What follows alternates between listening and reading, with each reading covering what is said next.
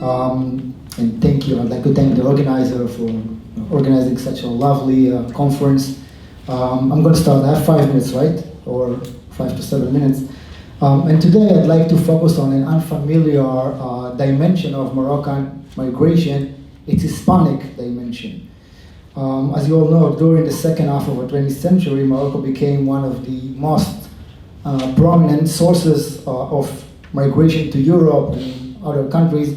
There are about 3 million Moroccan immigrants in Europe today. And almost concurrently, as you all know, Morocco witnessed the mass departure of its major religious minority, and talking about obviously the post-1948 immigration of Moroccan Jews, about 80% of whom came to Israel. These two momentous Moroccan migration histories are usually discussed separately.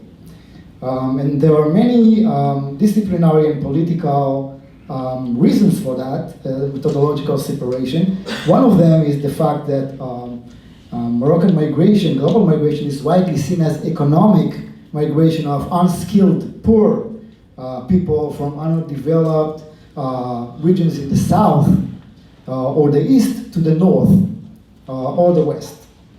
In the post-1948 Jewish immigration, on the other hand, is deemed national and thus exceptional, methodologically unrelated to the development of Moroccan economic, so-called economic migration westward. But there are many other aspects of Moroccan global migration that are situated on the margins of these large scholarships and may challenge common assumptions about Moroccan migration. For instance, the immigration of skilled Muslim Moroccans who immigrate to Arab countries, the immigration of laborers to Libya, to Gulf countries. These countries fall into similar cultural and linguistic domain that give immigrants advantage because of the Arabic language. Or, this is another aspect of, another probably unknown aspect of Moroccan migration, is the opposite, migration in the opposite direction, from Europe to Morocco. I don't know how many of you know, but for example, there were more Spanish immigrants on Moroccan soil until the 1970s than Moroccan immigrants on Spanish soil. This is, of course, obviously because of Spanish colonialism, but there are other reasons. There are also a range of global dynamics that influenced Jewish Moroccan migration before and after 1948. And I will focus briefly on Moroccan migration to Venezuela in the 1950s through the 1970s. During that period, you may ask why Venezuela, so I'm explaining very briefly, witnessed an economic boom due to its flourishing petroleum industry that happened 2 decades before Gulf countries experienced their economic boom for the same reasons. And Venezuela attracted hundreds of thousands of immigrants from across the Mediterranean. I'm talking about Lebanese, Syrian, even Palestinian immigrants, but also Italian, mostly Italians, Spaniards, and Portuguese. However, this South American country, Venezuela, did not attract Muslim immigrants from Morocco who did immigrate at the same time, as I mentioned, to Europe, to France, Canada, Belgium, Spain. Only Moroccan Jews went to Venezuela, as similar to the case of Israel. Why is that?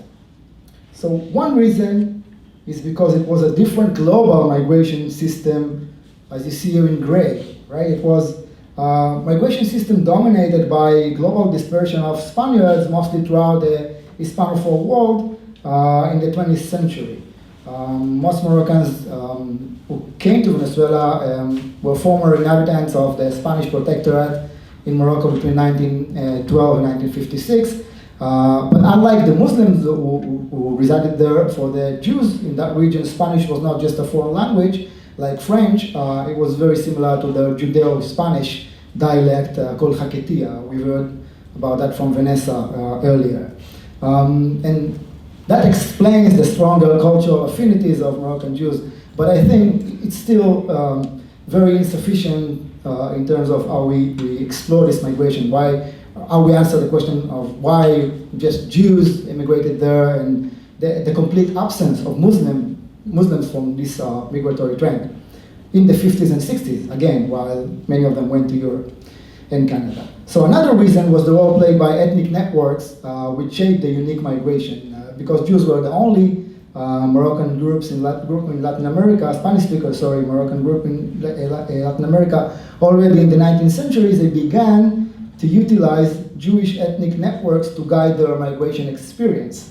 I'll give you just a brief example. You can see the first transatlantic Moroccan organization, transnational Moroccan organization, were in fact Jewish in nature.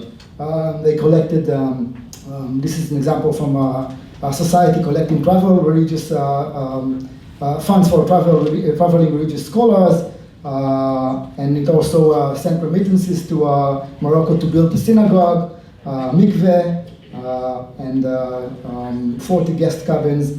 That is in 1921, and had several branches in Latin America. This migration network continued to take shape in the 50s and 60s, as I argue. I'll give you just one example.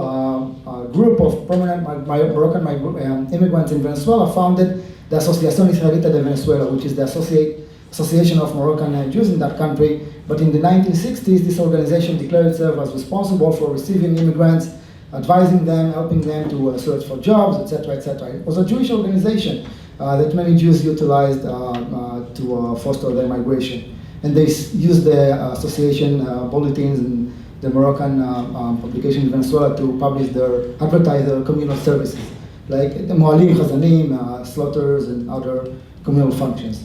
I found, for example, several business cards, Amid publications issued by that association in the 60s and 70s, which expressed nostalgia for Morocco, but also identification with Israel. So this specific finding brings into focus another apparently paradoxical aspect of this global Moroccan migration to Latin America, Zionism. You know, during the period before, but mostly after 45, it witnessed the emergence of intensified Zionist activity outside of Europe, in North Africa, as well as in Latin America.